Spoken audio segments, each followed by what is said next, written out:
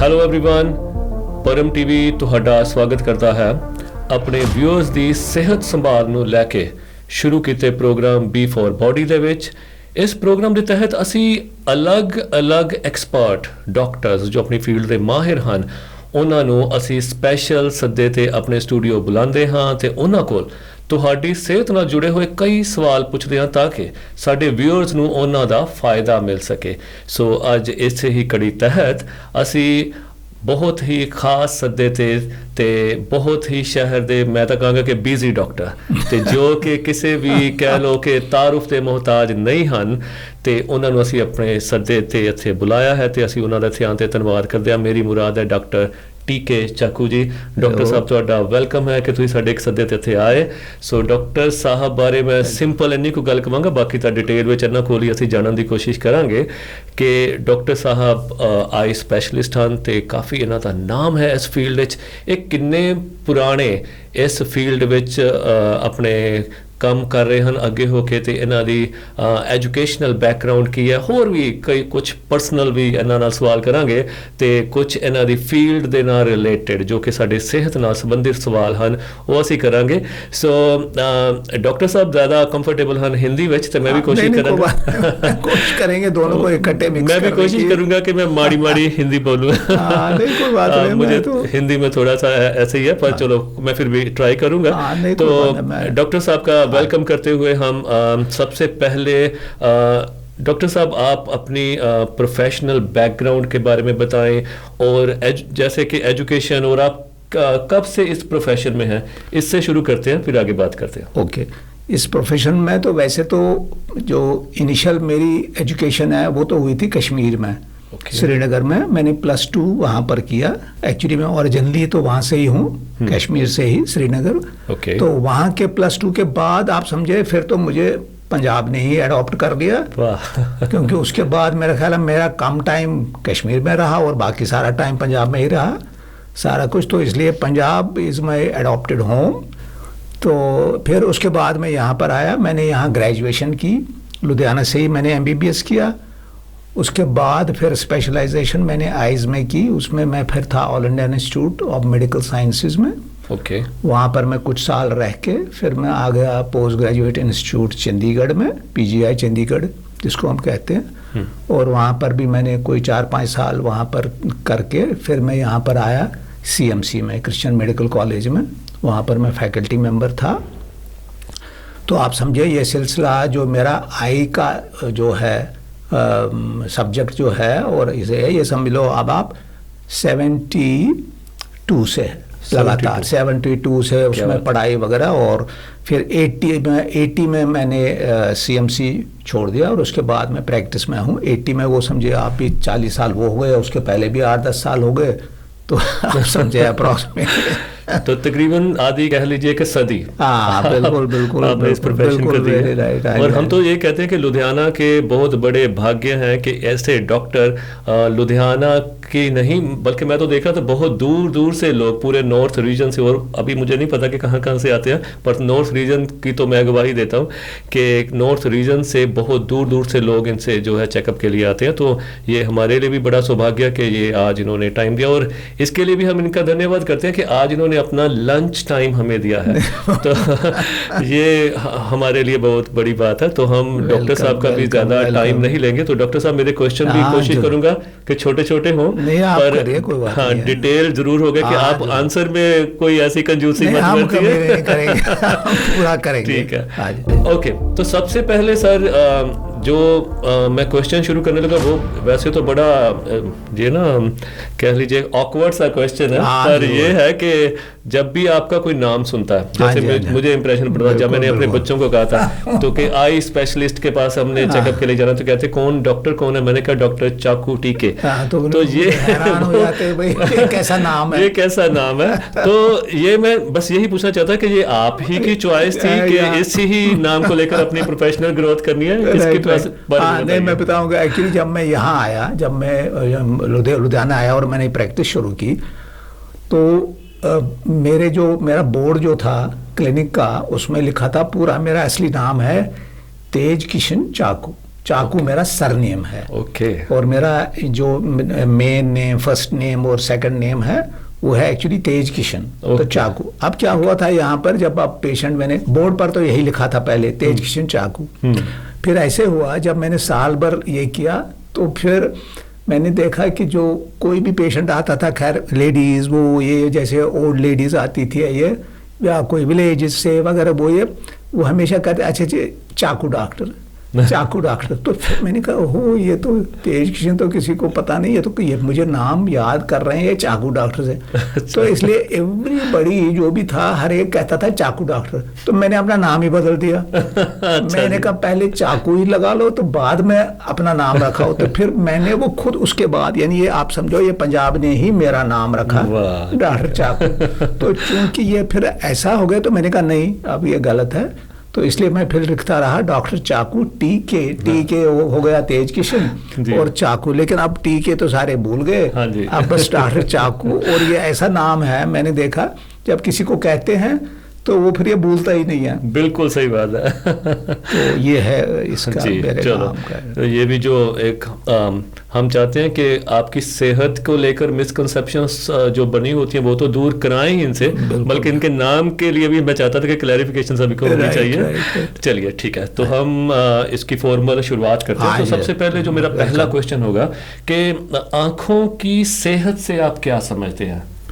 आंखों की सेहत तो बहुत ही इम्पोर्टेंट है। आप देखिए जो हमारी 90% जो हमारी इंफॉर्मेशन है, जो हमारी इंफॉर्मेशन मतलब जो भी हमें, जो हम सारा कुछ ही, कोई भी चीज़ है चाहे हम देखते हैं वो कुछ करते हैं, मतलब जो भी हमें बॉडी को फंक्शनिंग के लिए चाहिए 90% इंफॉर्मेशन हमारी आईज से आती है। ओके। बाकी इंफॉर्मेशन जो है 10% है वो हमारी, जैसे स्किन है, टच किया किसी को किया, या कोई सुना हमने कोई चीज़, या जो बाकी सेंसेस हैं, स्मेल है, वो है।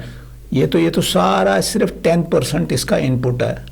जो हमारी एनवायरनमेंट का इनपुट जो हमारे ब्रेन में है वो आइज से है। तो इसलिए आइज की संभाल तो इसका तो हम कोई कंपेयर ही नहीं किसी चीज़ के साथ करते हैं। पहले तो हर एक पार्ट इम्पॉर्टेंट है, लेकिन ये जो है ये तो बिल्कुल है।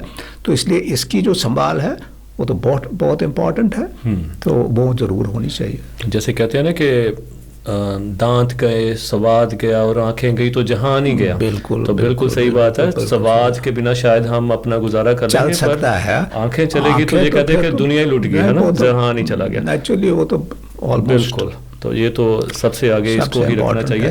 पर कई बार क्या होता है कि इतनी जो है अनमूल्य जो चीज़ जो भगवान की तरफ से हमें मिली है उसकी हम ध्यान या उसकी देखभाल नहीं रखते। क्यों? क्योंकि फ्री में मिल जाती है ना सारी चीजें। हम समझते हैं एज अ मैटर ऑफ ये तो है, जैसे तो रूटीन है। हाँ। लेकिन जब तकलीफ होती, कई बार मामूली सी कोई चीज़ हो जाए, थोड़ा सा कभी अगर उसका डस्ट का थोड़ा सा भी एक मामूली सा कन्ना भी चला जाता है तो फिर वो बुरा हाल हो जाता है आदमी को। तो फिर उस टाइम फील होता है कि ओहो ये कितना इम्पोर्टेंट है, कितनी हमें परेशानी होगी। तो इसलिए इसका ज़रूरी है, तो बहुत ही सबसे इम्पोर्टेंट तो ये चीज़ है। बिल्कुल ठीक है।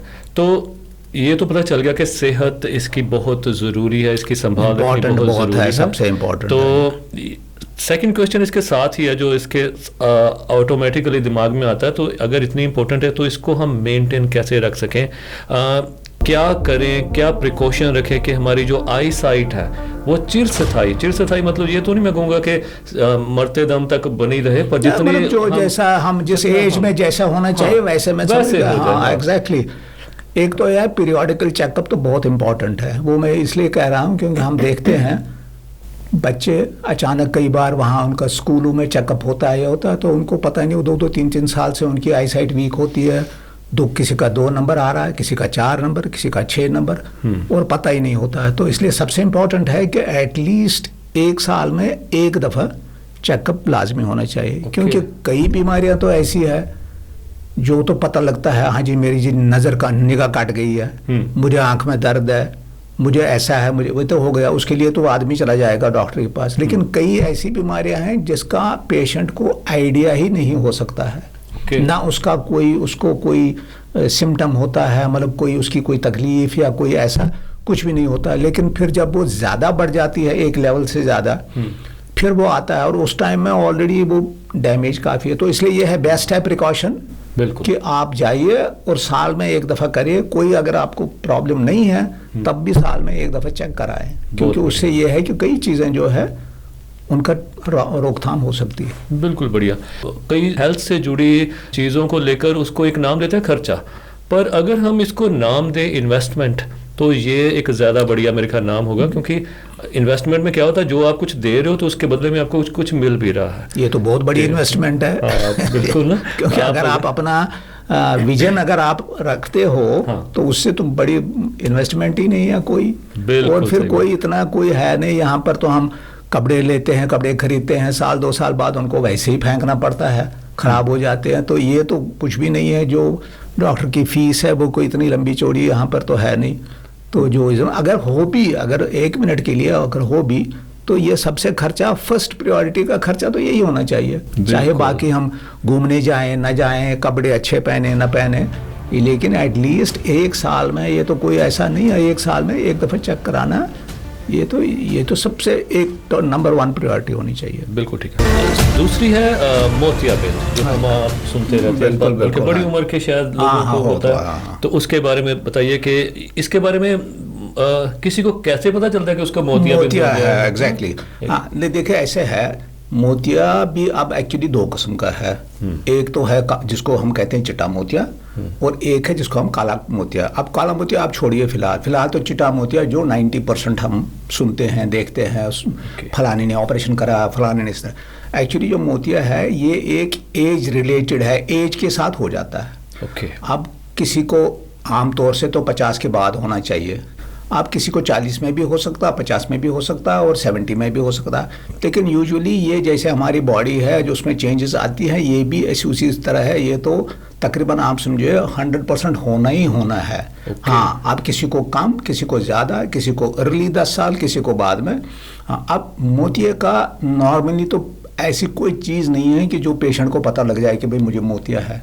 अच्छा। हाँ, पेशेंट को क्या होगा, उसको लगेगा भाई मेरी नज़र जो है पहले से कम हो रही है। अब क्या करते हैं वो, आम तौर से जैसे हम यहाँ पर रहते हैं, वो चला गया ऐनक वाले के पास, वो ये समझ के कि मेरी निगाह कम है तो चलो भाई ऐनक बदल देते हैं, डॉक्टर को क्या फीस देनी है, चलो इसी से काम चला लेते हैं।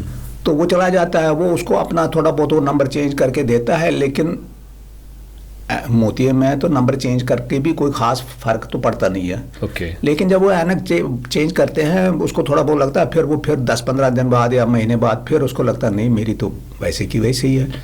फिर वो ऐसे नेक्स्ट चला जाता है डॉक्टर के पास। जब डॉक्टर देखता है उसको, वो कहता है कि जी मेरी ये मैंने ऐनक भी बनाई, फलाना भी किया, लेकिन मेरी नज़र तो ठीक तो है नहीं, वो तो कम ही है। जब डॉक्टर देखता है वो कहता है अच्छा ओहो नहीं भाई ऐसा है, आपका ये ऐनक का ये नहीं है कोई नुक्स, आपको मोतिया है। तो मोतिया का जो डायग्नोसिस है वो तो सिर्फ डॉक्टर ही कर सकता है। पेशेंट के पास सिर्फ यही होगा कंप्लेंट कि जी मेरी निगाह कम हो गई है। तो इसीलिए है कि अगर आप साल में 1.5 साल में एक दफ़ा आप चेक कराते रहें, तो नेचुरली जब जिस वक्त में मोतिया होगा तो फिर वो डॉक्टर बता देगा जी आपका मोतिया है, थोड़ा है जी, अभी कुछ नहीं करना, अब आप 6 महीने बाद दिखाओ या साल बाद दिखाओ। तो ये है, तो उसका सिम्टम एक ही है कि दिखता कम है, बस ये है मेन सिम्टम मोतिया। एक्चुअली ऐसे है, हर मोतिये का ऑपरेशन करने की ज़रूरत नहीं पड़ती है। मोतिया होता है जैसे अगर सपोज आप समझे अभी अर्ली है, थोड़ा है, 10% है, 20% है, लेकिन जो पेशेंट है वो चलता भी है, फिरता भी है, अपना रूटीन काम भी करता है, ड्राइव भी करता है, फलाना भी करता है। ये हम उसको पूछ लेते हैं भाई आपकी रूटीन जो है लाइफ, उसमें आपको कोई परेशानी है या नहीं। अगर वो कहता है, कई बार वो कहते हैं कि नहीं जी मुझे तो कोई ऐसा नहीं है, हाँ थोड़ा बहुत ज़रूर कम दिखता है, लेकिन मैं चलता भी हूँ, फिरता भी, मेरा जो काम है वो भी मैं करता हूँ, ड्राइविंग में मुझे कोई खास इतना मेरा मैनेजेबल ठीक चल रहा है। फिर हम कहते हैं उसको ठीक है आप चलने दो, जब तक ऐसा चल रहा है तब तक आप चलने दो, कोई ऑपरेशन की ज़रूरत नहीं है। हाँ, जब आपकी डिफ़िकल्टी बढ़ जाएगी उस टाइम आप फिर दोबारा आ जाओ, उस टाइम देख लेते हैं, हो सकता है अगर मोतिया इससे ज़्यादा हो गया हो फिर उसकी ऑपरेशन की ही ज़रूरत पड़ती है। ऐसा फ़िलहाल तो अभी तक तो कोई ऐसी दवाई नहीं है जो हम कहें लो जी आप ये दवाई करो या आप 2 महीने डालो, 4 महीने डालो तो इससे मोतिया मतलब या तो रुक जाएगा या ख़त्म हो जाएगा, ऐसा तो कुछ नहीं है। वो तो सिर्फ इसलिए है कि चलो जब तक उनका काम चलता है तब तक चलने दो, लेकिन फाइनली उसका ऑपरेशन ही होना है। लेकिन वो तब होना है जब पेशेंट वाकई उसकी डिफ़िकल्टी वाकई हो तब। अगर डिफिकल्टी नहीं है फिर तो कोई जरूरत नहीं है। आंखों में जो टीर आ जाता है स्क्विंट जिसको कहते हैं, हाँ टीर कहते हैं, पंजाबी में तो हम टीर ही कहते हैं। हाँ जो क्रॉस्ड आइज है ना, हाँ क्रॉस्ड आई। क्या इसका भी ट्रीटमेंट हो सकता है? इसका भी ट्रीटमेंट हो सकता है बिल्कुल, लेकिन ये आमतौर से होता है कि टीर आमतौर से जो है वो उसी आंख में होता है जिस आंख की नज़र कम हो आमतौर से। अच्छा। हाँ, क्योंकि ये हमेशा है जिस आई की, अब सपोज एक आंख की विजन ठीक है और एक की बहुत ही कम है, जिसकी बहुत कम है वो उसमें टीर आएगा। ये तो 90% तो ये है। ओके। तो इसलिए ये हमेशा टीर का मतलब है कि उस आंख की नज़र कम है। ठीक है। अच्छा, अब सवाल है अब उसका फिर ट्रीटमेंट क्या। यूजुअली जो टीर है वो हम देखते हैं, क्योंकि ये तो फिर शुरू हो जाता है बचपन में ही। अब ये कभी 2 साल की एज में शुरू होता है, कभी 2.5 साल की एज में, कई बार 3 साल, यूजुअली यही है 2.5, 3, 3.5 साल की एज में शुरू हो जाता है। उस टाइम इसका ट्रीटमेंट भी हो सकता है। एक तो हो गया, अब ट्रीटमेंट 2 किस्म का है। एक तो ये है कि भाई आंखें सीधी होनी चाहिए, ये तो हो गया क्योंकि टीर है तो आंखें सीधी होनी चाहिए। दूसरा, जो उसमें विजन कम है जिसकी वजह से टीर है, उसका भी इम्प्रूवमेंट हो सकता है। अच्छा। तो दोनों चीज़ें हो सकती है, एक तो इम्प्रूवमेंट विजन का हो सकता है और एक उनका वो टीर भी हो सकता है। अब उसमें क्या है, उसमें कई चीज़ें हैं, कुछ तो दवाई है, कुछ और भी चीज़ें हैं, और फाइनली अगर उसके बाद भी कुछ रहता है टीर, उसका फिर ऑपरेशन करना पड़ता है। तो इसमें यही है कि समय रहते कि जैसे आप कह रहे हैं कि 2-2.5 साल में ये आम करके शुरू हो जाता। हाँ, तो अगर कोई बड़े 25-30 साल की उम्र में इसका इलाज करवाना चाहें तो ये हो जाता है? हाँ, उसमें बिल्कुल हो जाता है, किसी एज में हो सकता है। जैसे किसी का नहीं हुआ, बचपन में नहीं किया, होते हैं पेरेंट्स नहीं करा सकते हैं, कोई कई मजबूरियाँ होती है और फिर बच्चा बड़ा हो जाता है, 14-15 साल का है, जैसे आप कह रहे हैं कि भाई बड़ा है तो उसका। हाँ, लेकिन उस टाइम अब क्या है, उस टाइम और बचपन में फ़र्क इतना है कि उस टाइम उसका वो टीर तो सीधा हो जाएगा, लेकिन उस टाइम तो सीधे ही है, वो तो ऑपरेशन ही करना है, उसमें तो कोई दवाई वगैरह तो कोई काम नहीं। हमने सीधे ऑपरेशन करके जो आंख है वो दूसरी आंख के साथ अलाइनमेंट करके सीधी हो जाएगी।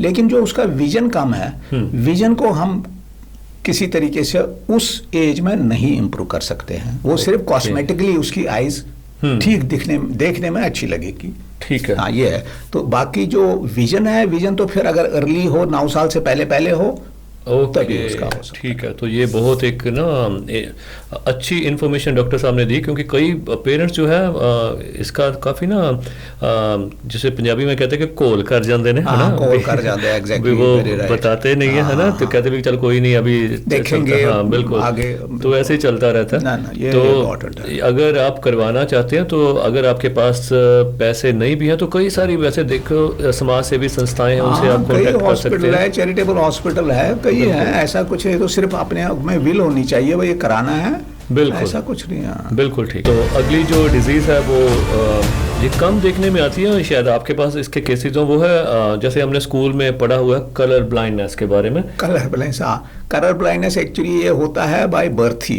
ये कोई एक्वायर्ड नहीं होता है आमतौर से। मतलब ये जब हम कलर ब्लाइंडनेस देखते हैं, ये तो बाई चांस ही आदमी को पता लग जाता है कि ये है। ज़्यादा फीमेल्स में तो बहुत ही कम होता है। ओके। और नॉर्मली ये नॉर्मल मेल्स में ही होता है। आप समझो 4% मेल्स, 4% ऑफ जनरल पॉपुलेशन तो कलर डेफिशिएंट कहो या कलर ब्लाइंड कहो, मोस्टली कलर डेफिशिएंट है। ब्लाइंड तो हो गया टोटली, मतलब इन द सेंस कि भाई उसको कोई कलर की पहचान ही नहीं है। वो तो बहुत ही कम है। ठीक है। जो कलर डेफिशिएंट है, हाँ, बस थोड़ा सा, जैसे रेड कलर है, उसका थोड़ा सा अगर लाइट शेड सा हो गया तो पता नहीं लगता उसको कि भाई ये रेड है। ब्लू है, अगर बहुत डार्क ब्लू है तो शायद पता लग जाए, थोड़ा सा शेड डिफरेंट हो तो उसको डिफरेंशिएट नहीं कर पाता। लेकिन उसको अपनी लाइफ में उसको कोई प्रॉब्लम नहीं किसी प्रोफेशन में। हाँ, सिर्फ ये ज़रूर है कि ये चीज़ें जिनको आर्मी में जाना हो, एयरफोर्स में जाना हो, रेलवेज में जाना हो, उनके लिए तो नेचुरली उन्होंने किया हुआ है कि भाई वो तो रिस्की वहाँ पर हो जाता है, तो इसलिए उनको जो कलर ब्लाइंड है उनको, लेकिन उसका अभी तक टिल टुडे ऐसा कोई ट्रीटमेंट नहीं है जो हम उसको कहें कि भाई ये आप ले लो तो ये आपकी कलर ब्लाइंडनेस जो है ये ठीक हो जाए, ऐसा नहीं है। लेकिन उसको अपने प्रोफेशन में, नॉर्मल रूटीन में कोई दिक्कत नहीं, कोई पढ़ने वढ़ने में कुछ कोई ऐसी कोई परेशानी होनी नहीं। ठीक है। ये जो पार्शियली ब्लाइंडनेस है ये कैसे मतलब वो बढ़ती है और क्या इसको काबू किया जा सकता है ताकि वो ब्लाइंडनेस तक ना पहुंचे? राइट। नहीं, देखिए ऐसा है कि जो पार्शियली ब्लाइंड के तो कई वजह हैं। देखिए, एक तो है कि आँख में कोई डिजीज़ है जो अगर ट्रीट नहीं की जाए तो वो प्रोग्रेस कर जाएगी। अब आज अगर उसका विजन है सपोज 50% विजन है, उसको हम ट्रीट नहीं करते हैं, इग्नोर करते हैं, वो 40 हो गया, 30 हो गया, 20 हो गया और फिर फाइनली 0 हो गया। ये तो हो गया एक डिजीज़ जो लगा। अब कई डिजीज़ें ऐसी हैं जो कुछ लेवल तक तो हो जाती हैं, फिर उसके बाद रुक जाती हैं, फिर उसके बाद फर्दर नहीं होती है। उनका तो फिर विजन वो रहता है, चाहे कम ही रहता है लेकिन एंड तक रहता ही है। लेकिन जो ये है कि जो जिनका पहले कम विजन थो और फिर वो परमानेंट ही ये हो गया, वो तो अनगेली करने की बात है, वो उन्होंने दिखाया नहीं हुआ है या ट्रीटमेंट उन्होंने किया नहीं है, जो उनको बोला था वो नहीं किया है, तो फिर विद रिजल्ट ये हो जाता है। अब इसी में है जैसे काला मोतिया है, अगर किसी को अब सपोज हमने काला मोतिया, भाई आपको काला मोतिया है, आपको ये दवाई, अब काले मोती की दवाई ऐसे है वो आपने अगर दी वो लाइफ लॉन्ग उसको इस्तेमाल करना है। ओके। अगर आप लाइफ लॉन्ग नहीं करते हो इस्तेमाल तो आपकी विजन क्या है, आहिस्ता आहिस्ता आहिस्ता आहिस्ता, कभी की कभी नहीं की, कभी छोड़ी, आज दवाई ख़त्म हो गई, 8 दिन डाली नहीं, महीना नहीं डाली, फिर कभी डाली फिर नहीं, बस ये कंडीशन जो है, इससे फिर वो सारी जो है निगाह जो होले होले जो आप कह रहे हैं कि वो पार्शियली था वो कंप्लीट फिर हो गया। तो ये वजह है कि अगर कोई डिजीज़ है जिसके लिए रेगुलर ट्रीटमेंट की ज़रूरत है तो वो आप नहीं करते हैं तो फिर तो ब्लाइंड ज़रूर हो जाएगा। निगाह जो है वो आजकल बहुत जल्दी कम हो जाती है, स्क्रीन टाइम भी हो सकता है, कुछ भी हो सकता है, तो इसकी और क्या क्या वजह हैं और क्या इसका कुछ नेचुरल इलाज किया जाता है? मान लीजिए कोई बच्चा कहे कि डॉक्टर के पास नहीं जाना, तो क्या प्रिकॉशंस करे कि निगाह उसकी बरकरार रहे? ठीक है, देखिए ऐसे है, सबसे पहले ये है कि पहले ये था, आजकल तो अवेयरनेस है ज़्यादा। देखिए हम पहले के टाइम में अगर आज से 20 साल भी आप देखोगे, 30 साल भी देखोगे, 40 साल, पहले कौन बच्चे को कराता था चेकअप? अगर आप देखेंगे, आप मेरे क्लिनिक में आएंगे तो आप इतने बच्चों को लाते हैं, नहीं जी हमने कहा इसको स्कूल जाना है तो पहले ही चेक करा ले। ऐसे तो पहले तो कभी था ही नहीं है। हाँ। तो विद रिजल्ट अब हमें ज़्यादा, तो इसका मतलब है कि लोगों की अवेयरनेस ज़्यादा हो गई है, वो आते हैं चेक कराते हैं, उसमें हमें पता लगता है। अब पहले क्या होता था, पहले भी विजन कम होता था लेकिन कोई दिखाता ही नहीं था। हाँ। पेरेंट कभी दिखा, हाँ, जब तक वो कहे नहीं अरे मुझे तो बोर्ड ही नहीं दिख रहा है, मुझे तो अब ये है, मुझे तो क्लॉक भी नहीं दिख रही है, तब वो कहते थे ओहो इसको तो बहुत तकलीफ है, इसको भाई ले जाओ। पर आजकल ये बात नहीं है, इसलिए हमें लगता है कि भाई ज़्यादा है। अच्छा। ये तो एक वजह है अवेयरनेस, क्योंकि ज़्यादा अवेयर हो गए तो इसलिए हमें पता लगता है कि भाई ऐसा है। अब नंबर दो की वजह ये है, अब आजकल 1 साल का बच्चा भी मोबाइल देख रहा है, 2 साल का भी बच्चा देख रहा है, बाकियों का तो सवाल ही नहीं है क्या हो रहा है। अच्छा, अब ये जो है, अब मोबाइल जो है ये एक छोटा सा है, इसका पिक्चर जो छोटा है तो नेचुरली इसका स्ट्रेन भी ज़्यादा। आप टीवी देखोगे बड़े स्क्रीन पर तो इतना महसूस ही नहीं होता है। अच्छा, अब ये करने से क्या है, बच्चों को कभी थक जाते हैं, कभी पानी आता है, कभी उसको रब करते हैं, ये सारा स्क्रीन एक्सेस स्क्रीन टाइम से हो जाता। तो जब ये ऐसे करते हैं तो फिर जो पेरेंट है वो कहता है ओहो इसको पानी भी आ रहा है, ये क्या, वो आता है चेक कराता है उसको, तो वो हम उसको फिर कहते हैं कि भाई इस तरह है, आप इसको। वैसे नॉर्मली जो ये है कि नॉर्मली 5 साल तक यूजुअली एक्चुअली ये स्क्रीन जो है ये एक्चुअली अवॉइड होना चाहिए। मगर वो तो अब बात तो हो नहीं सकती है, तो मुमकिन ही नहीं है। तो अब ये है कि जितना हो सके उतना अवॉइड करना है, लेकिन अवॉइड ऐसे नहीं आप कर सकते, उसको कहेंगे कि भाई आपने देखना है ना, उसको डाइवर्ट करो अटेंशन टुवर्ड्स प्रिंट मीडिया में, कोई ऐसा करो, कुछ ऐसा ताकि उसको डाइवर्ट हो जाए, बजाय इसके वो ये करे। और थोड़ा बहुत ये भी चलता रहे तो डजंट मैटर, पर ये एक्सेसुअली अब वो खाना खाता है तब भी उसने देखना है। हाँ, वो अच्छा, फिर आजकल पेरेंट्स भी हैं, अच्छा वो नहीं कर रहा, अच्छा खुद वो उस पर, अच्छा आप भी ले लो ताकि उसको बिजी रखें, तो खुद वो अपना करते रहते हैं, मतलब दे वांट डू देते, उसको पकड़ा दिया हाथ में, वो उसके साथ लगी रहा है, उसको घंटे 2 घंटे उसी के साथ चल रहा है। तो ये सारी चीज़ें जो है पेरेंट्स को टाइम मिल जाता है। हाँ एग्जैक्टली, तो ये सारी चीज़ें खुद रिस्पॉन्सिबल है इसके। ये तो बिल्कुल आपने जो आजकल जो हमारी सोसाइटी में हो रहा है, ये नहीं कि लुधियाना में, नहीं एवरीवेयर थ्राउट वर्ल्ड ऐसा कुछ नहीं। देखिए अब ऐसे है, अगर बच्चे को नंबर आ गया,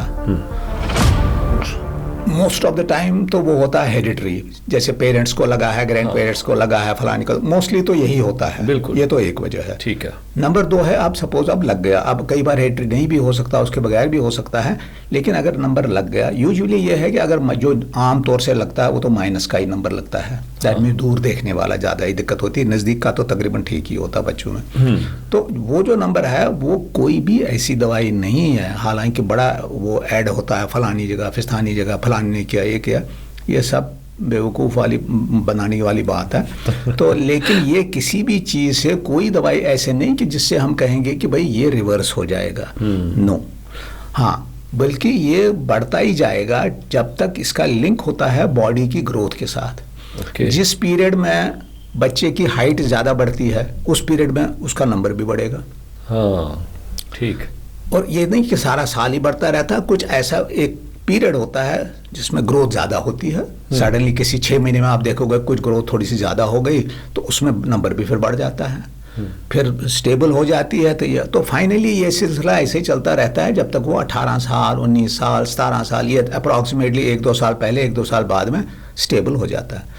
उसके बाद फिर वो जो लेज़र है वो कर सकते हैं अगर वो चाहे। लेज़र कोई ऐसा नहीं कि वो कोई ट्रीटमेंट है, एसेंशियल ट्रीटमेंट बिल्कुल नहीं है, ये कॉस्मेटिक ट्रीटमेंट है। वो नहीं चाहता है, किसी कई वजह होती है कि भाई मैंने ऐनक नहीं लगानी है, कोई सोशल है, किसी की मैरिज है, किसी का कुछ है, किसी का प्रोफेशन है, नहीं जी, तो उसमें वो हो सकता है और वो चीज़ कामयाब है और उसका वो रहता है, वो ठीक है, सेफ भी है, कामयाब भी है, लेकिन 18+।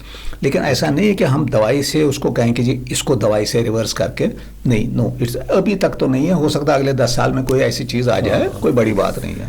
तो मान लीजिए कोई लेज़र से अभी ठीक हो जाता है तो वो ये कितनी देर तक स्टेबल रहता है वही नंबर? हाँ, देखिए आमतौर से तो यही है कि वो स्टेबल रहेगा जब तक वो 40 साल का होता है।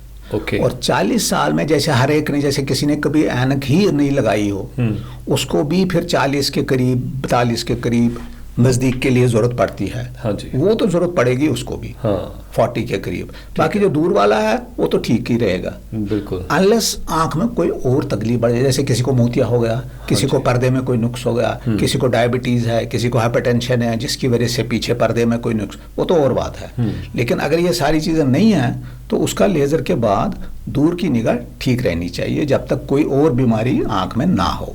और नज़दीक के लिए तो लगाना ही पड़ेगा, 40 के बाद तो वो लगाना पड़ेगा ज़रूरी। ठीक, तो ये भी कई लोगों के दिमाग में होता है कि यार कोई ना कोई बीमारी आ घेरती है, तो ये एक नेचुरल प्रोसेस ही मान के चलिए, ये परमात्मा की तरफ से ही है। पर शुक्र इस बात का कीजिए कि इसका उपचार है, इसकी दवाई मिल रही है, मेडिसिन है, डॉक्टर्स अवेलेबल है, हर तरह की फैसिलिटी अवेलेबल है। ये हमें जो है शुक्रगुजार होना चाहिए। ओके, तो नंबर कम हो गया, बढ़ गया, तो एक ये है धारणा कि जैसे विटामिन ए है तो हम कहते हैं कि गाजर ज़्यादा, जैसे सर्दियों में गाजर वगैरह बहुत आती है, अभी भी वही सीजन है, तो क्या गाजर खाने से मेरी आंखों की रोशनी बढ़ सकती है या कुछ मेंटेन रह सकती है? नहीं, ऐसे तो मैं तो नहीं कहूँगा कि बढ़ सकती है, बढ़ने का तो सवाल नहीं है। सवाल ये है कि जो ऑलरेडी है वो मेंटेन रह सकती है। हाँ, ऐसा नहीं है किसी को सपोज आई साइड वीक है तो हम कहेंगे उसको भाई आप ये सारा चीज़ खाओ तो आपकी आई साइड बेटर हो जाएगी या बढ़ जाए, नहीं ऐसा। हाँ, ये चीज़ सारी ये है कि हम ये कहते हैं कि अगर इस चीज़ की डेफिशिएंसी हो तो फिर वो जो आपकी आई साइट है वो और कम हो सकती है। हाँ, अगर ये ना करें तो इसलिए ये है कि green vegetables, fruits, yellow vegetables हैं, बीट रूट है, या जो सारा कुछ हम ग्रीन सैलेड में खाते हैं, इससे ये है कि एक सप्लीमेंट हो जाते हैं। तो उससे ये है कि हाँ भाई वो जो आईसाइट है आपकी वो मेंटेन रहेगी। पर ये नहीं कि ये हम कहेंगे नहीं जो इससे आपको बेटर हो जाए, बेटर वाला कुछ नहीं है, सिर्फ वो मेंटेन रहेगी नॉर्मल सिचुएशन में। यानी मेंटेन रखने के लिए डॉक्टर रिकमेंड कर सकते हैं? बिल्कुल, गाजर का, हाँ गाजर खा लें। और ये है कि जूस नहीं बेटर है, होल फूड, होल। अच्छा, हाँ, होल इज बेटर। ये नहीं लोग कहते हम जी गाजर का जूस पीते हैं सर्दियों में, वो जूस है, लेकिन whole fruit is different. Whole fruit means के पूरी गाजर। हाँ, एग्जैक्टली, बिल्कुल ठीक है। थर्ड नंबर है सिलेंड्रिकल नंबर, जैसे आ जाता कहते हैं कि भाई वो कहते हैं हाँ ये बच्चों में किसी का भी चेकअप कराने जाए कुछ ना कुछ सिलेंड्रिकल निकल आता है, तो ये समझ नहीं आती कि सिलेंड्रिकल क्या है। उसके बारे में जरूर बताइए। जो सिलेंडर का मुझे खुद ये जो है पता नहीं पेरेंट्स आते हैं, लोग आते हैं जी मेरा सिलेंडर, वो पता नहीं ऑप्टिशियंस, आई डोंट नो कि वो ऑप्टिशियंस पेशेंट के मन में और उसके उसमें ये सिलेंडर का ऐसा वो डर डाल देते हैं, वो शायद सोचते हैं कि शायद वो फिर अब मेरे पास आएगा दोबारा जब मैंने उसको बताया आपका सिलेंडर है। एक्चुअली सिलेंडर कुछ नहीं, सपोज हम कहते हैं कि जी आपका नंबर 2 है, तो 2 का मतलब है कि हर एरिया में आपका 2 है, इधर भी 2, इधर भी 2, इधर भी 2, इधर भी 2, इधर भी, ये तो हो गया 2, सिंपल 2।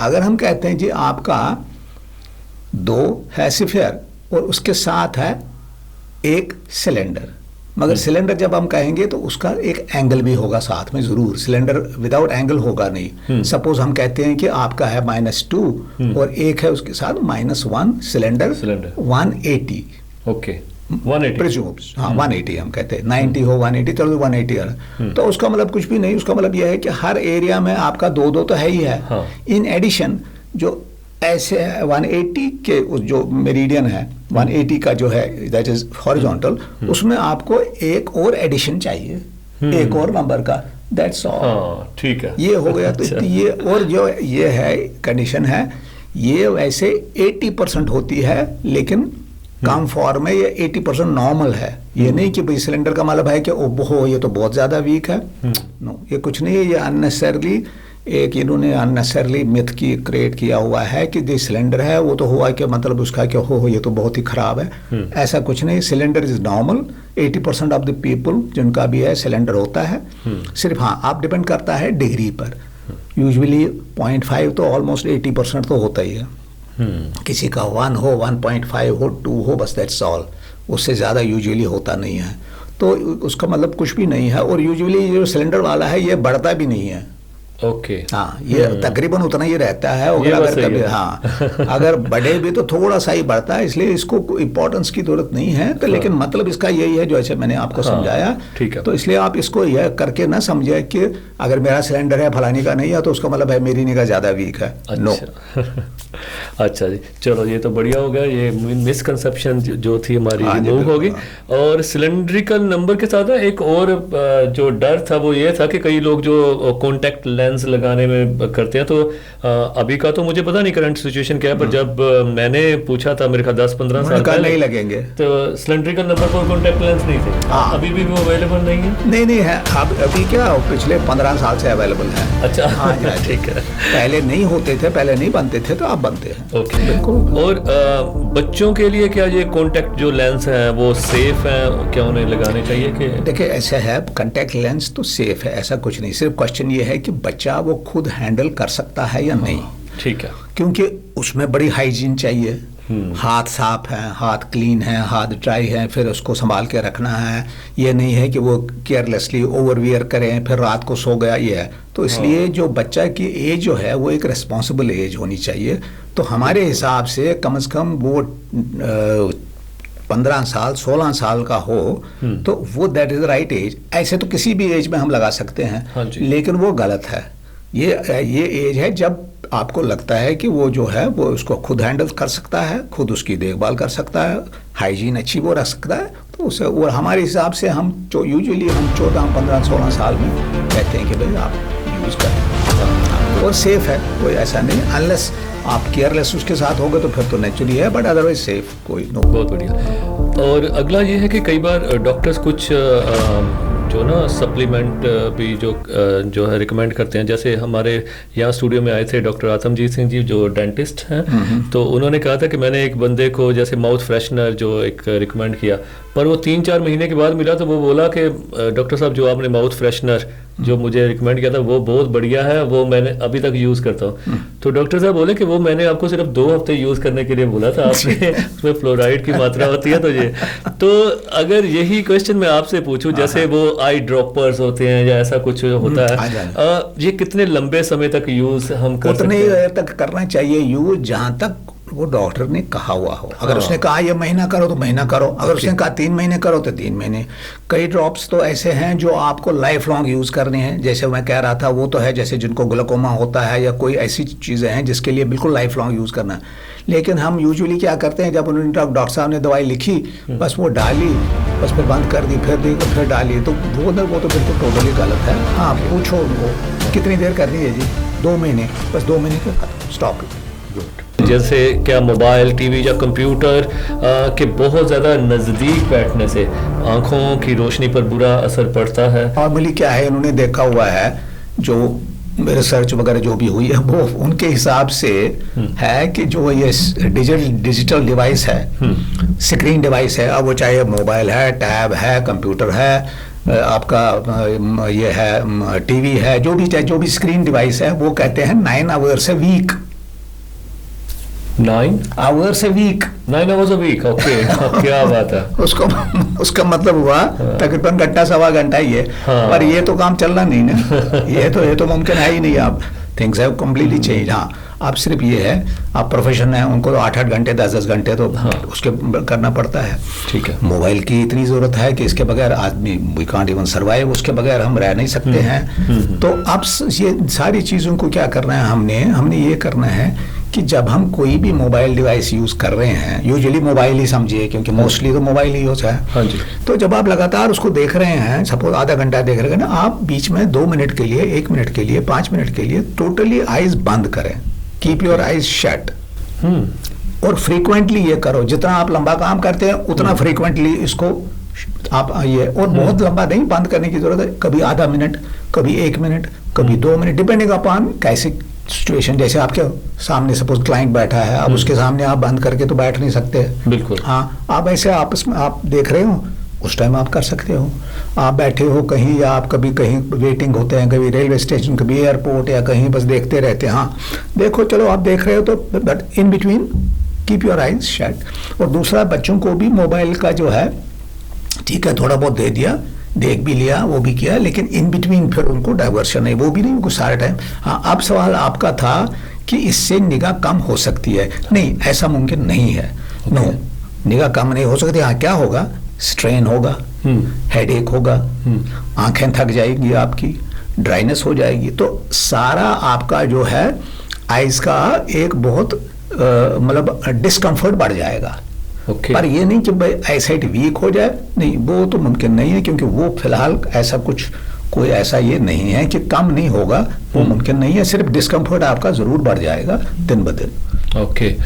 तो वैसे भी कई बार ना मैं इसको रिलेट करता हूँ अपने मोबाइल फ़ोन से। जैसे मोबाइल का कैमरा ऑन करें ना, तो सबसे ज़्यादा जो बैटरी कंज्यूम होती है वो कैमरा ऑन करने से या वीडियो बनाने से होती है।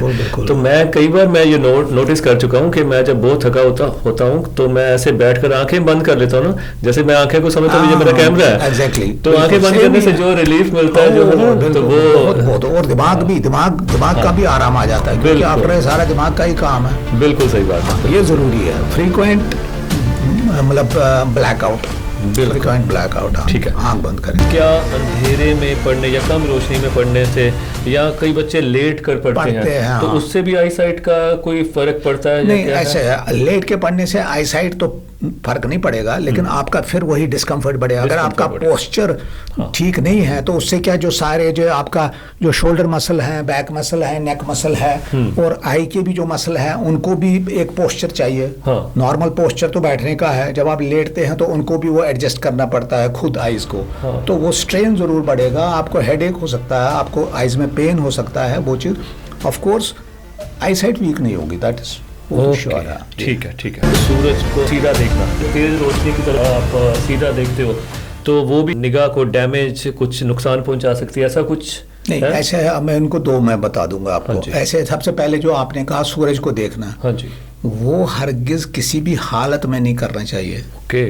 क्योंकि वो उससे डायरेक्टली आपका जो पीछे रेटिना पर्दा है वो वहां पर बर्न हो जाता है। और पेशेंट को पता ही नहीं लगता है, उसको पता लगता है फिर 2 महीने के बाद, जब वो फिर आता है हमारे पास। अच्छा। तो वो कहता है ऐसे यार, एंड इट्स अ परमानेंट, उसका इलाज भी नहीं है कोई। Oh my God. एक दफा सनबर्न हो गया, there is no remedy for that, number 1। तो इसलिए ये चीज तो करना ही नहीं। ठीक है। ग्रहण भी अगर देखना हो वो भी डायरेक्ट नहीं, आप पानी में देखो, उसमें देखो, या आजकल कई फिल्में आती हैं उसके थ्रू देखते हैं, जो है जो पेटेंटेड है कि भाई इस फिल्म के थ्रू देखो वो। पर ऐसे नहीं कि गॉगल लगा के देखने बैठ गए, नो। या पानी में देखो कहीं, या टीवी पर देखो। आजकल तो आपको प्रॉब्लम तो है नहीं, आप टीवी पर देखे, आपको देखना है क्लिप्स तो, लेकिन ये नहीं है कि सन को देखने का तो बिल्कुल सवाल नहीं उठता, वो गलती करनी। ये तो हो गया एक। और अगर देखा और उससे बर्न हो गया तो no, there is no treatment. Number 2, जो वेल्डिंग की लाइट है उसमें अल्ट्रा वायलेट राइज, अगर आप वहाँ पर देखते रहें, अगर आप 10 मिनट भी वहाँ बैठे हैं तो उसकी जो रेज है वो आई को इफेक्ट करती है। उससे क्या होगा, फिर रात को आप रात के 2 बजे आप उठोगे और आपको इतना दर्द होगा, सडनली आपको पता ही नहीं लगेगा कि मैंने किया क्या क्या नहीं किया। असल में क्या होता है, वो 8 घंटे के बाद उसका असर होता है। और फिर दोनों आंख में जख्म हो जाते हैं और ना आंख आप खोल सकते हो ना आंख बंद कर सकते हो। परेशान हो जाता है आदमी, क्या करें क्या नहीं करें। फिर उसको तकरीबन 1 दिन 2 दिन लगते हैं, दवाई वो डॉक्टर के पास जाता है, उसको दवाई देते हैं तो वो ठीक होता है। पर यह है कि परमानेंट कोई आईसाइट का डैमेज उससे भी नहीं हो सकता है, लेकिन ये जरूर होगा, जख्म हो जाएगा, फिर उसमें 2 दिन लगे, 4 दिन लगे, हफ्ता लगे, तो ये है। तो ये चीज़ हो सकती है, पर परमानेंट कोई आईसाइट का परमानेंट एज सच डैमेज नहीं होगा। ठीक है। आंखें ट्रांसप्लांट की जा सकती हैं, जैसे कोई ब्लाइंड है उसको हम कोई दान करना चाहता है, तो ये क्या क्राइटेरिया है कि किसी की? देखिए अभी तक तो जो है, अभी तक पूरी आंख का तो ट्रांसप्लांट तो अभी तो नहीं है। जैसे हम कहेंगे पूरा डेला, जैसे पूरा हार्ट हम ट्रांसप्लांट करते हैं, हाँ जी, पूरा लिवर ट्रांसप्लांट करते हैं, पूरी किडनी ट्रांसप्लांट कर लेते हैं। तो अभी आंख में तो कोई ऐसा है नहीं कि पूरी आंख ट्रांसप्लांट हो जाए, वो है नहीं। हाँ, हम ट्रांसप्लांट क्या हो सकता है वो बता देता हूँ मैं। जो हम सामने देखते हैं हमारे, जब हम, अगर आप आंख को देखोगे सामने एक ब्लैक पोर्शन होता है जिसको हम पुतली कहते हैं, आप समझो पंजाबी में उसको पुतली कहते हैं। ठीक है। कईयों की क्या होता है कि सारी आंख ठीक होती है बिल्कुल, पर्दा भी ठीक, वो भी, पानी, वो हर एक चीज़ समझ लो, मगर सामने जो ये जो पुतली है इसमें किसी वजह से कोई निशान होता है, कोई बीमारी होती है, कोई हो गया, जख्म हो गया, इंजरी हो गई, तो वो खराब होता है। जब सामने ही वो खराब हो तो पीछे तो फिर वो लाइट तो जाती नहीं है, तो वो पोर्शन जो पुतली वाला पोर्शन है वो ट्रांसप्लांट हो सकता है। बस इतना ही। ठीक है। हाँ, आई बॉल ट्रांसप्लांट नहीं हो सकता है, सिर्फ पुतली हो सकती है ट्रांसप्लांट, और वो करते रहते हैं। वो आज से तकरीबन 40-50 साल से ऑलरेडी हो ही रहा है। जिन लोगों की जैसे बाय बर्थ ही जिनकी आंखें नहीं होती, क्या नेत्रदान से उनको दोबारा आंखें मिल सकती हैं? ऐसा कुछ है? ऐसा नहीं है ना। ठीक है। तो दूसरी बात है, जो मेरा आखिरी क्वेश्चन ये रहेगा कि जो नेत्रदान है वो कैसे करते हैं, क्या इसके प्रोसीजर वगैरह क्या है? हाँ जी, उसमें कुछ नहीं। यहाँ पर एक्चुअली ये है, आई बैंक्स बने हुए हैं, लेकिन यूजुअली ये है कि यहाँ पर आप ये चीज़ जो है ऐसे प्राइवेट में तो नहीं है। इसके लिए आपको जैसे ये डीएमसी है, सीएमसी है या सिविल हॉस्पिटल है, इन्हीं जो मेन है, इन्हीं को इस चीज़ का परमिशन वगैरह है।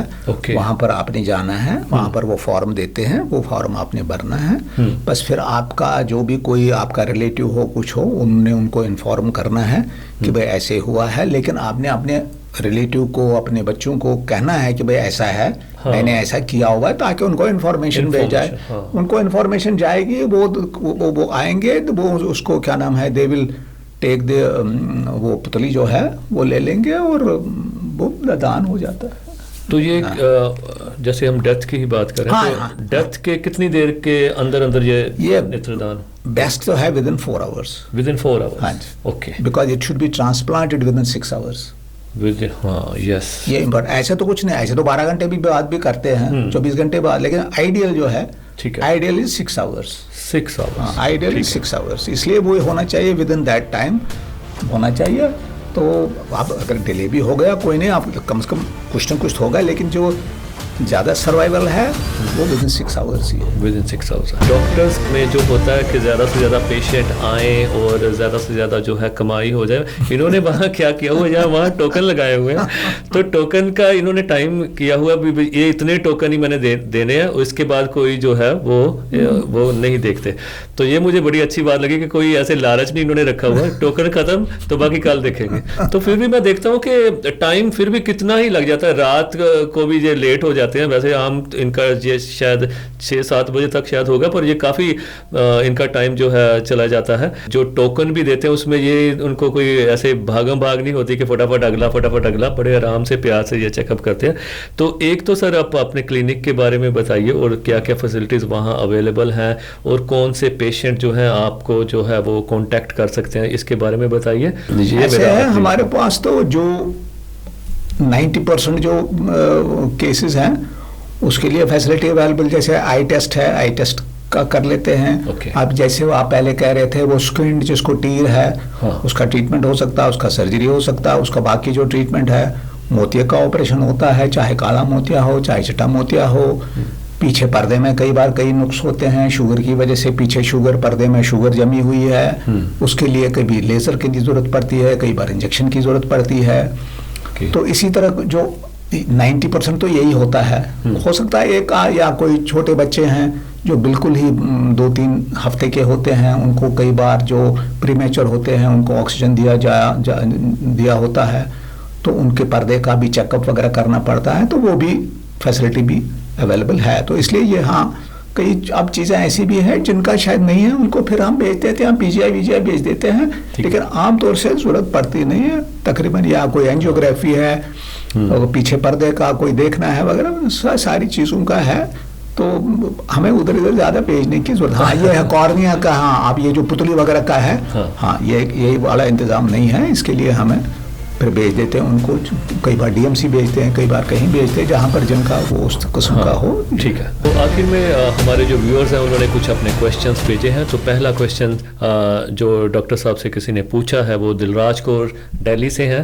तो क्वेश्चन जो है मैंने वो विद रिपोर्ट्स डॉक्टर साहब को दिखा दिया है, तो डॉक्टर साहब आपके विचार उस पर देना चाहेंगे। हेलो, सत श्री अकाल जी, दिलराज कौर जी। एक्चुअली ऐसे है, मैंने आपका रिपोर्ट देखा तो ये है, इसको कहते हैं मैकुलर डिजेनरेशन, मतलब जो आँख का जो पीछे पर्दा है वो वीक हो गया है। अब आप पूछेंगे, अगला सवाल उठता है कि ये वीक क्यों हुआ। देखिए, हर एक चीज़ की जो है एक होती है एफिशिएंसी। जैसे फॉर एग्जांपल मेरा हाथ है, अब इसमें पावर है, अब ये पावर भी कुछ देर तक रहना है, उसके बाद ये भी आहिस्ता आहिस्ता वीक होना है। अब ये है कि कईयों में है कि भाई ये वीक हो जाएगा 10 साल पहले या किसी का 10 साल बाद हो गया। इसी तरह एक्चुअली पर्दे का भी है, हर एक को तो ये होता नहीं है, लेकिन यूजुअली ये समझ लो, आप समझो बाय बर्थ ही उसमें समझ लो एक किस्म का पूरी तरह से अच्छी तरह से वो सही तरह से वो बना नहीं होता है, कोई ना कोई डेफिशिएंसी होती है उसमें, जो फिर कुछ देर के लिए चल जाता है, उसके बाद वो नहीं चलता। आप समझो कोई डिवाइस है, डिवाइस में कोई कुछ ऐसा मैकेनिकल कोई ऐसा है जो कुछ देर तक ठीक चला, उसके बाद नहीं चला। तो ऐसी कंडीशन एक्चुअली आई की होती है, जिसमें जो आपका मैंने दिखाया मैकुलर डिजेनरेशन। अब आप ये जो राइट आई है आपकी, उसमें तो ऑलरेडी उसका आया हुआ इफेक्ट, उसके लिए उन्होंने इंजेक्शन आइलिया आपको प्रेस्क्राइब किया है, ये तो आपको लेना चाहिए। लेकिन आप थोड़ा सा आइडिया होना चाहिए आपको, ये ऐसा नहीं कि उन्होंने एक इंजेक्शन लगाया तो आप कहेंगे अच्छा जी चलो जी इंजेक्शन लगाया तो ठीक हो गया, तो अब ज़रूरत नहीं है। नहीं, ये इंजेक्शन आपको रिपीटेडली लगाने हैं। पहले तो महीना लगाने हैं 3 महीने के लिए, उसके बाद फिर वो दोबारा आपका वही ओसीटी वगैरह एंजियोग्राफी करेंगे, फिर देखेंगे कि वो ठीक है। जब तक वो ठीक रहता है, नहीं है तब तक तो ठीक है। फिर उसके बाद कई बार हो जाता है, दोबारा हो जाता है, फिर वो कहेंगे अच्छा जी नहीं आप इसको दोबारा होना चाहिए। उस टाइम फिर वो जो आपकी फ्रीक्वेंसी जो है, अभी तो महीने बाद लगना है 3, उसके बाद फिर वो देखेंगे, हो सकता है 2 महीने बाद लगे, हो सकता है 6 महीने के लिए ज़रूरत ही नहीं पड़े, या 6 महीने बाद फिर वो कहेंगे। लेकिन अगर आप अपनी आई साइट उसमें मेंटेन करना चाहते हो, राइट आई में जो है जिसमें अभी तकलीफ़ है, उसके लिए यह है कि वो चीज़ आपको, वो इंजेक्शन आपको लगाना है, और जब भी वो बुलाएं आपने जाना है और वो अपना वो चेकअप करें। ये तो हो गया राइट आई के लिए। तो इसलिए ये इंजेक्शन आपको पता होना चाहिए, ये आपको फ्रीक्वेंटली ज़रूरत पड़ेगी और कई बार ज़रूरत पड़ेगी, इन फ्यूचर भी ज़रूरत पड़ेगी, कई बार 2 महीने बाद, कई बार 6 महीने बाद, कई बार हो सकता है साल में 1 दफ़ा पड़ जाए या उससे। तो ये है। अब है सवाल लेफ्ट आई का, लेफ्ट आई का कैसा बचाया जाए। अब उसमें ऐसा नहीं है कि कोई ऐसी चीज़ है जो आपके हाथ में है। हाँ, आपके हाथ में सिर्फ इतना ही है, क्योंकि जब आपको कभी भी आपको लेफ्ट आई में कोई किसी किस्म का जब आप पढ़ते हैं और आपको लगे कि कोई लेटर है, कोई वर्ड है जो आपको थोड़ा डिस्टॉर्टेड लगता है, जैसे एच है, ए है, ई है, या कोई ऐसा शब्द है जिसको आपका लगा कि भाई मुझे उस शब्द की जो फॉर्म है वो ठीक नहीं लग रही है, वो कुछ डिस्टॉर्टेड लग रही है, उस टाइम आपको जाना चाहिए दोबारा अपने डॉक्टर के पास। तो उसका इंडिकेशन है कि ऐसी चीज़ दूसरे में हो रही है, लेकिन वो बहुत अर्ली होगा उस टाइम। तो उस टाइम फिर आपको जब अर्ली होगा, बहुत अर्ली होगा, तो उसमें ट्रीटमेंट हो सकता है और उसका फिर बचाव हो सकता है। लेट में फिर नेचुरली फिर ज़्यादा इंजेक्शन लगेंगे, ज़्यादा फ्रीक्वेंसी हो गया, बस यही तरीका है। प्लस जो उन्होंने दिया हुआ आपको कुछ विटामिन वगैरह दिए हैं खाने के लिए, वो तो है ही है, प्लस आप ग्रीन वेजिटेबल्स लिया करो, फ्रूट्स लिया करें, उस पर ज़्यादा ये लिया करें, तो ये सारी चीज़ें हैं। तो लेकिन ऐसा नहीं कि हम कहेंगे कि आप फ्रूट लो, वेजिटेबल लो, प्लस वो जो है आपको विटामिन वगैरह दिए हुए हैं कि इनसे ये होगा कि ये मतलब ख़त्म हो जाएगा, ऐसा कुछ नहीं है। सिर्फ ये है कि इसको हेल्प करेगा ताकि फर्दर प्रोग्रेस ना हो। लेकिन आपका डॉक्टर के पास जाके OCT और एंजियोग्राफी कराना बहुत ज़रूरी है, क्योंकि वो तो देखेगा नेचुरली। जब भी आप उनके पास जाएंगे उन्होंने दूसरी आंख ज़रूरी देखनी है, चाहे आपकी कंप्लेंट हो या ना कंप्लेंट हो। कंप्लेंट हो तो फिर तो बिल्कुल ही, नहीं भी हो तब भी देखना है। तो जब भी उनको लगेगा कि आपकी दूसरी आंख में कोई ऐसा है तो वो फ़ौरन फिर उसका ट्रीटमेंट शुरू कर देंगे। लेकिन उसमें एज सच सिवाय सप्लीमेंट के और डाइट के आपके में कोई ऐसा चीज़ नहीं है जो मैं आपको कहूँगा ये ऐसे करो तो इससे उसका बचाव हो जाए। बचाव यही होगा कि आप पीरियोडिकली चेकअप करते रहो ताकि वो ठीक रहे। दिलराज कौर जी के बारे में मैं एक बार और भी बताता हूँ। ये बहुत एक कह लीजिए कि लीडिंग एक रिनाउंड आर्टिस्ट हैं। ये पेंटिंग काफ़ी अच्छी करते हैं, इनकी काफ़ी एग्जीबिशंस वगैरह भी लगती हैं। अभी रिसेंट लुधियाना में श्री बहनी साहब में इन्होंने एग्जीबिशन लगाई थी, तो इनका काम भी है थोड़ा माइन्यूटली थोड़ा देखने वाला, शायद इसके कारण भी हो सकता है। अच्छा। ओके जी, सो ਇਹ ਸਨ ਡਾਕਟਰ TK ਚਾਕੂ ਜੀ, ਜਿਨ੍ਹਾਂ ਨੇ ਆਪਣਾ ਅਣਮੁੱਲਾ ਸਮਾਂ ਦਿੱਤਾ ਤੇ ਬਹੁਤ ਸਾਰੀ ਜੋ ਕਹਿ ਲਓ ਕਿ ਇੱਕ ਅਣਮੁੱਲੀ ਜਾਣਕਾਰੀ ਸਾਡੀ ਸਿਹਤ ਲਈ, ਸਾਡੇ ਅੱਖਾਂ ਦੀ ਸਿਹਤ ਸੰਭਾਲ ਲਈ ਸਾਨੂੰ ਦਿੱਤੀ। ਅਖੀਰ ਤੇ ਮੈਨੂੰ ਬਸ ਉਹ ਸ਼ੇਰ ਯਾਦ ਆਉਂਦਾ ਕਿ ਕੁਛ ਇਸ ਅਦਾ ਸੇ ਆਜ ਉਹ ਪਹਿਲੂ ਨਸ਼ੀ ਰਹੇ, ਸਾਡੇ ਕੋਲ ਇਸ ਅਦਾ ਨਾਲ ਬੈਠੇ ਰਹੇ। ਕੁਛ ਇਸ ਅਦਾ ਸੇ ਆਜ ਉਹ ਪਹਿਲੂ ਨਸ਼ੀ ਰਹੇ, ਜਬ ਤੱਕ ਹਮਾਰੇ ਪਾਸ ਰਹੇ ਹਮ ਨਹੀਂ ਰਹੇ। ਸਾਨੂੰ ਪਤਾ ਹੀ ਨਹੀਂ ਚੱਲਿਆ ਕਿ ਕਦੋਂ ਇੰਨਾ ਟਾਈਮ ਜਿਹੜਾ ਇਹਨਾਂ ਨਾਲ ਪਾਸ ਹੋ ਗਿਆ। ਬਹੁਤ ਅੱਛਾ ਲੱਗਿਆ, ਇੰਨੇ ਇੰਟਰਸਟਿੰਗ ਵੇ ਦੇ ਨਾਲ ਇਹਨਾਂ ਨੇ ਜਿਹੜਾ ਹੈ ਸਾਨੂੰ ਇਸ ਬਾਰੇ ਦੱਸਿਆ। ਸੋ ਇਸ ਲਈ ਅਸੀਂ ਇਹਨਾਂ ਦਾ ਬਿਲਕੁਲ ਤਹਿ ਦਿਲੋਂ ਜਿਹੜਾ ਹੈਗਾ ਧੰਨਵਾਦ ਕਰਦੇ ਹਾਂ, ਤੇ ਇਹ ਵੀ ਆਸ ਕਰਾਂਗੇ ਕਿ ਅੱਗੋਂ ਵੀ ਜੇ ਅਸੀਂ ਕਦੀ ਬੁਲਾਵਾਂਗੇ ਜਾਂ ਜੋ ਵੀ ਈਵਨ ਜੇ ਕਦੀ ਲਾਈਵ ਸੈਸ਼ਨ ਵੀ ਕਰਨਾ ਹੋਇਆ ਤਾਂ ਜ਼ਰੂਰ ਤੁਹਾਨੂੰ ਅਸੀਂ ਯਾਦ ਕਰਾਂਗੇ। ਸੋ ਅਖੀਰ ਤੇ ਜਾਂਦੇ ਜਾਂਦੇ ਮੈਂ ਚਾਹਾਂਗਾ ਕਿ ਇੱਕ ਤੁਸੀਂ ਜੋ ਸੰਦੇਸ਼ ਹੈ, ਇੱਕ ਮੈਸੇਜ ਹੈ ਆਪਣੀ ਅੱਖਾਂ ਦੀ ਸੰਭਾਲ ਲਈ, ਤੁਸੀਂ ਕੀ ਸਾਡੇ ਵਿਊਅਰਸ ਨੂੰ ਦੇਣਾ ਚਾਹੋਗੇ? ਸਾਡੇ ਵਿਊਅਰਸ ਵਿੱਚ ਜ਼ਿਆਦਾਤਰ ਕਹਿ ਲਓ ਕਿ ਸਕੂਲ ਗੋਇੰਗ ਚਿਲਡਰਨ ਵੀ ਹਨ, ਵੱਡੇ ਵੀ ਹਨ, ਉਹਨਾਂ ਦੇ ਪੇਰੈਂਟਸ ਵੀ ਹਨ, ਤੇ ਮੈਂ ਚਾਹਾਂਗਾ ਕਿ ਜ਼ਰੂਰ ਤੁਸੀਂ ਉਹਨਾਂ ਨੂੰ ਇੱਕ ਅੰਤਿਮ एक सबसे बड़ा मैं कहूँगा कि ये जो क्रैकर बर्स्टिंग है ना, जो ये हम पटाखे करते हैं, आपको अंदाज़ा नहीं होगा। मुझे इतने साल हो गए, वो कोई साल नहीं है जिसमें मैं 1-2 बच्चे खुदा न खास्ता ब्लाइंड हो जाते हैं जस्ट बिकॉज ऑफ क्रैकर्स। मैं कल की बात कर रहा हूँ, 14 साल का बच्चा 9वीं में पढ़ता है, 8वीं में पढ़ता है, he lost his eye, completely lost his eye. तो ये जो क्रैकर बर्स्टिंग जो है पटाखे, इसका भी तरीका है, वो तरीका जो एक्चुअली होना चाहिए। लेकिन ये सबसे इतनी लॉस है। नंबर 1 तो वो क्रैकर का, वो मैं बाद में बताऊँगा कैसे कर रहे हैं। नंबर 2 है कि शार्प ऑब्जेक्ट्स जो है, नाइफ है, ये इनका होता है कंपास, ये होते हैं, वो बस उठा उठा के ऐसे ऐसे घूमते रहते हैं, एक को एक, या कभी पेंसिल से, कभी शार्प है, कभी बॉल पेन से। ये नेक्स्ट कॉज है एक्सीडेंट का जी। ये और ये बच्चों में ही होता है, पटाखे भी और ये भी। ये 2 चीज़ें इतनी इम्पॉर्टेंट है, इंजरी की यही वजह है, मोस्ट ऑफ द इंजरी ये है। तो इसलिए ये है कि इन चीज़ों पर आप बिल्कुल इसको करना, या कैंची से कुछ काटते हैं और वो सडनली वहाँ से निकल के बस सीधे आँख में चली गई। या कोई चीज़ हम खोलते हैं, कोई बॉटल खोलते हैं, कुछ खोलते हैं, एडल्ट्स में भी हो जाता है, बस वो खोलते बहुत ही ज़्यादा उसको झटका ऐसा लगा और सीधे आँख में। तो ये जो है, ये इसका एक तरीका है, वो हम नेक्स्ट जब हम ये उस टाइम में आपको फिर आप बताऊंगा कि अगर पटाखे आप इस्तेमाल करें, लेकिन उसको किस तरीके से मतलब उनको सुपरवाइज़ करके दिखाना है, कैसे करना है, वो मैं आपको नेक्स्ट टाइम बता दूंगा।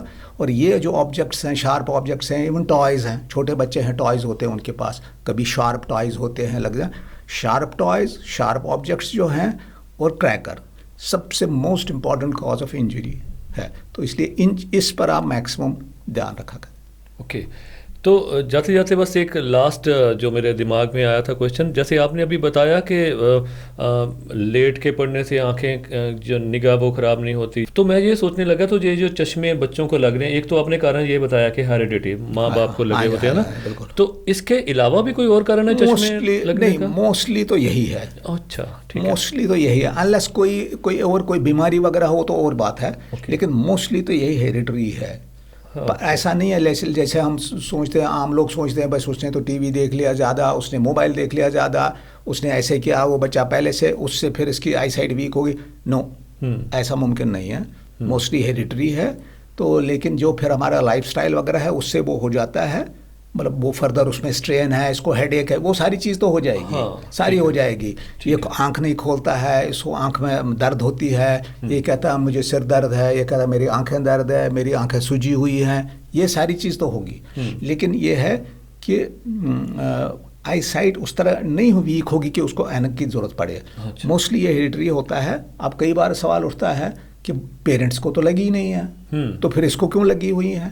तो ये नहीं, जो हेरिडिटरी का जो ट्रांसमिशन है वो ऐसे नहीं होता है कि उनको, वो कई बार कोई जनरेशन स्किप कर जाती है। हाँ, बिल्कुल ठीक है। कोई जनरेशन स्किप कर जाती है और दूसरी जनरेशन में वो आ जाता है। तो ये मोस्टली जो है, ये जो इस किस्म को हम देखते हैं, बच्चों को ऐनक लगी, 6-6 नंबर की ऐनक लगी है, हाँ बिल्कुल, 7-7 नंबर की, तो ये मोस्टली ये हेरिडिटरी होता है। बिल्कुल। तो हाँ, दूसरा है कई बार जो जैसे मैंने पहले कहा था, मोतिया जो है, मोतिया एक्चुअली ऐसे सिर्फ बड़ों में नहीं, एक मोतिया होता है बाय बर्थ भी मोतिया होता है। ओके, हाँ, उसका भी फिर ऑपरेशन ही करना पड़ता है, लेकिन खैर वो तो बहुत ही कम है।